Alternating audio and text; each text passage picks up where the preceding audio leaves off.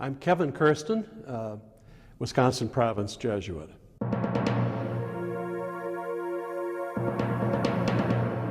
The influences on me helping me to decide to become a Jesuit were in a wide variety. I had an uncle who was a Jesuit, rest his soul. He lived and worked at Marquette, and I was born and raised in Milwaukee, so he would visit our home quite regularly. And he'd bring Jesuit friends of his, and of course he was very close to my mom, and in fact he was my dad's best friend in college. They were roommates, and after they were finished with their schooling, the two of them took a boat over to Europe and bought a couple of bicycles and bicycled around Europe and the Holy Land for 2 years. So when they came back, my dad married my mom, and my uncle Cy McKinnon, joined the Jesuits. He and I would confer with one another from time to time, even when I was a grade schooler, certainly through high school, never about vocations, never about the possibility of my being a Jesuit, but about things that counted in my life. And it just seemed to me then, and it does now, it's quite evident that he engaged me as a friend, as an uncle, and certainly as a Jesuit. And that started my thinking, gee, I'd love to be able to be something like this man.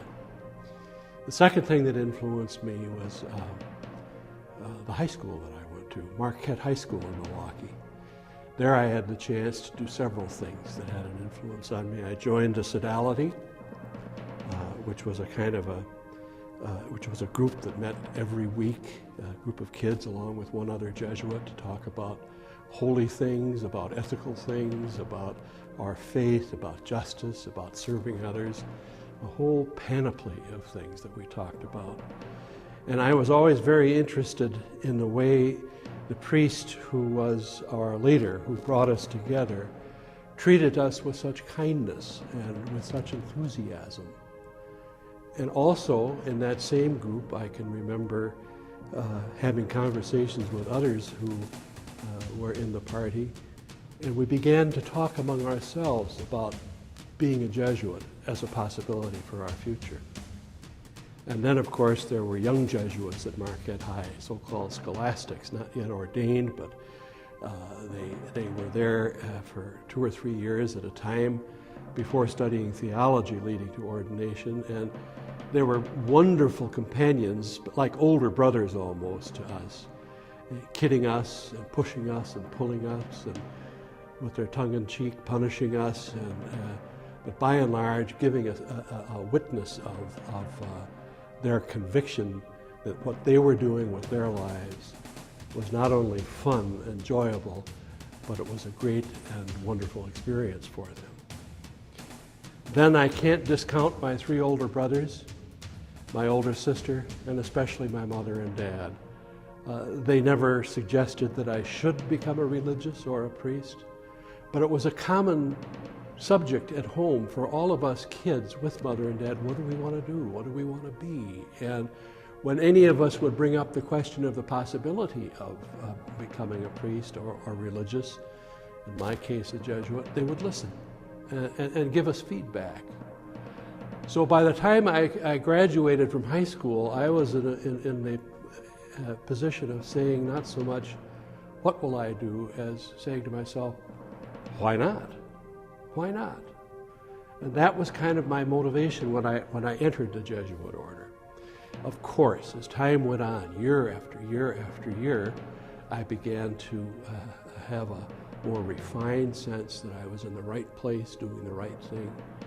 And eventually it turned into a great love of the Society of Jesus, a love of my companions in the Society of Jesus, a love of our vocation, a sense of mission, all those things that for a young adult are cause for inspiration. And now I feel that that old saying goes, you can't take me out of the Jesuits and you can't take the Jesuit out of me. It's a part of my identity. It's a part of who I am. And I'm very grateful for it.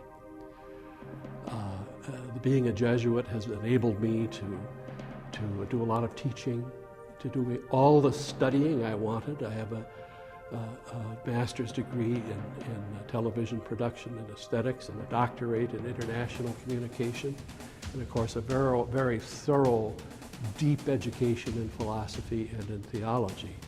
So it's equipped me to do a lot of things as priest and as companion, as teacher and as mentor.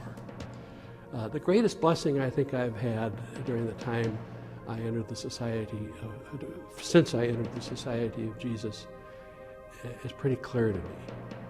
It's companionship with brother Jesuits, fellow Jesuits, in my work. It's the combination of those two that have been critically important for me and encouraging for me and supportive for me. Those companions were. I'm not incapable of doing things on my own and doing them alone, but I have always, since I entered the Society of Jesus, thrived on starting new things, exciting things, with one or two or three other Jesuits who were interested in the same kind of thing. And so I had that experience as a student during all my years of studying as a Jesuit. I had it during that period when I was a young, not yet ordained Jesuit, but working at one of our places, and that was in Seoul, Korea, at a Jesuit university there, Sogang University. I had it in London, where I was in charge of doing an evaluation of an international Jesuit work for 3 years.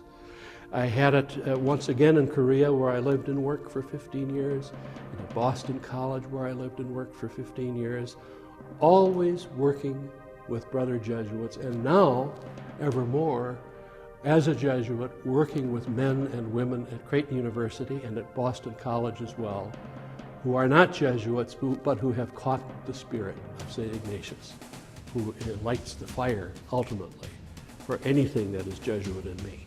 He's my hero, he's my model, and he's the most important Jesuit in my life.